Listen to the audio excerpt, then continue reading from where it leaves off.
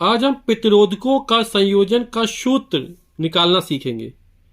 सामान्यतः प्रतिरोधकों को दो प्रकार से जोड़ा जाता है, एक श्रेणी क्रम और दूसरा समांतर क्रम। अब प्रतिरोध कहते किसे हैं? प्रतिरोध को अंग्रेजी में बोलते हैं रेजिस्टेंस। जब किसी चालक तार में विद्युत धारा प्रवाहित की जाती है तो चालक द्वारा उत्पन्न अवरोध को हम विद्युत प्रतिरोध कहते हैं। यानी जब किसी चालक में विद्युत धारा प्रवाहित की जाती है तो चालक द्वारा उत्पन्न अवरोध को हम विद्युत प्रतिरोध कहते हैं। अब प्रतिरोधकों का श्रेणी क्रम में संयोजन करना है। जैसे हमारे पास प्रतिरोध का प्रतीक ये होता है, तो एक पहला प्रतिरोध ये हो गया हमारा, ये हमारा दूसरा प्रतिरोध है और ये हमारा तीसरा प्रतिरोध है। अब इन तीनों प्रतिरोधों को श्रेणी क्रम में जोड़ना है, तो जोड़ें कैसे? ये हमने मान लिया प्रतिरोध का पहला सिरा, ये दूसरा सिरा, ये पहला सिरा, ये दूसरा सिरा, ये पहला सिरा, ये दूसरा सिरा। तो पहले प्रतिरोध के दूसरे सिरे को दूसरे प्रतिरोध के पहले सिरे से जोड़ दिया जाए, दूसरे प्रतिरोध का दूसरा सिरा तीसरे प्रतिरोध के पहले सिरे से जोड़ दिया जाए, तो हमारा पहले प्रतिरोध का पहला सिरा बचेगा और अंतिम प्रतिरोध का दूसरा सिरा बचेगा। तो इसको किसी सेल या बैटरी से जोड़ दिया जाए। हमने मान लो इसको सेल से जोड़ दिया और यहां पर हमने कुंजी लगा दी, प्लग लगा दिया, जिसकी सहायता से धारा को जोड़ा या तोड़ा जा सकता है। जब मन हो तब कुंजी लगा देंगे, धारा प्रवाहित होना चालू हो जाएगी। तो ये हमारा पहला प्रतिरोध R1 है, ये पहला दूसरा प्रतिरोध R2 है और ये तीसरा प्रतिरोध R3 है। हम इसका जोड़ना इस प्रकार भी समझ सकते हैं, जैसे ये तीन बच्चे हैं तो ये पहले बच्चे का राइट हैंड, दूसरे बच्चे का लेफ्ट हैंड, दूसरे बच्चे का राइट हैंड, ये लेफ्ट हैंड, ये फिर राइट हैंड, फिर लेफ्ट हैंड।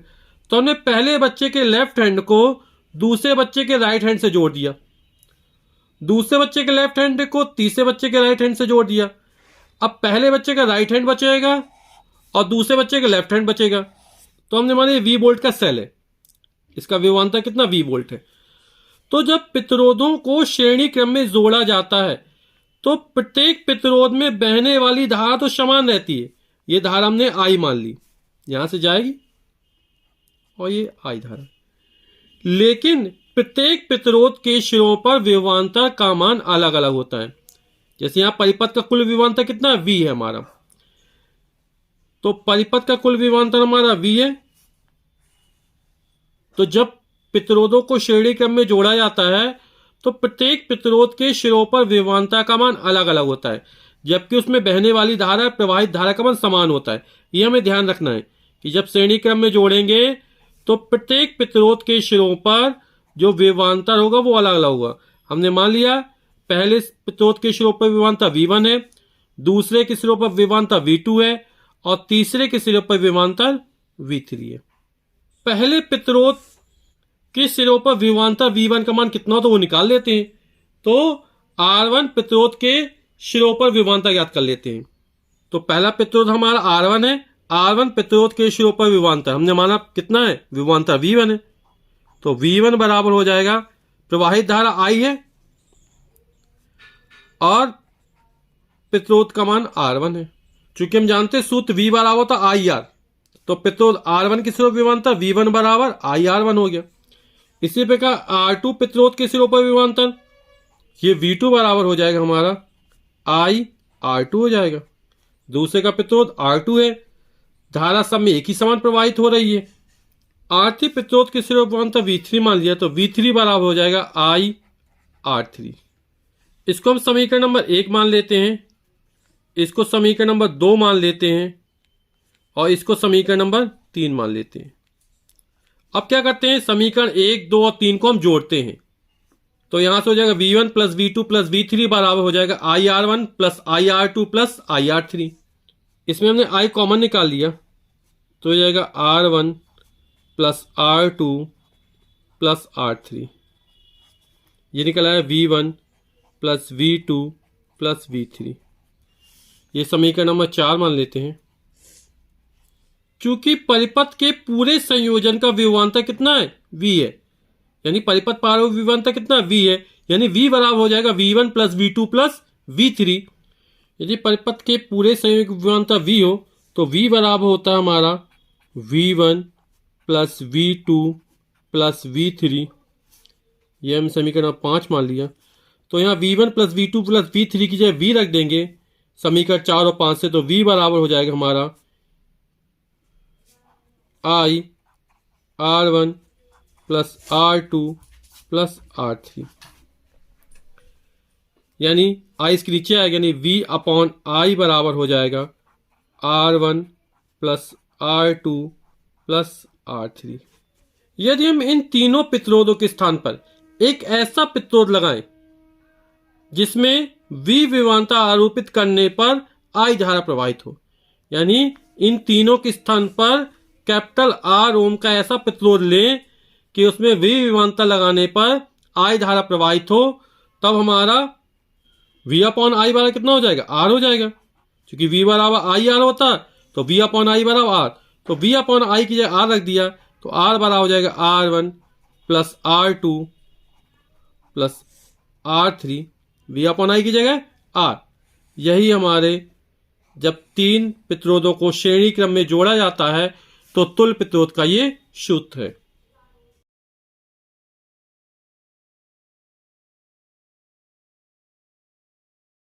अब हम प्रतिरोधकों का समांतर क्रम में संयोजन का सूत्र निकालेंगे। जैसे हमारे ये तीन प्रतिरोध हैं,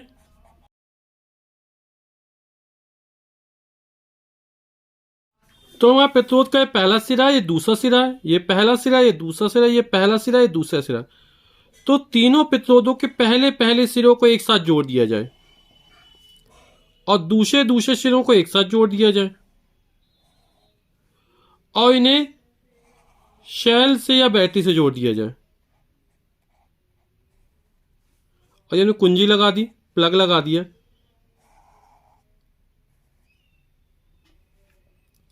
तो ये जो संयोजन हो गया हमारा समांतर क्रम में हो गया।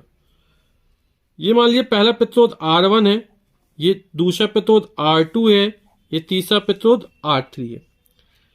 प्रतिरोधों का समांतर क्रम में संयोजन हम इस प्रकार भी समझ सकते हैं।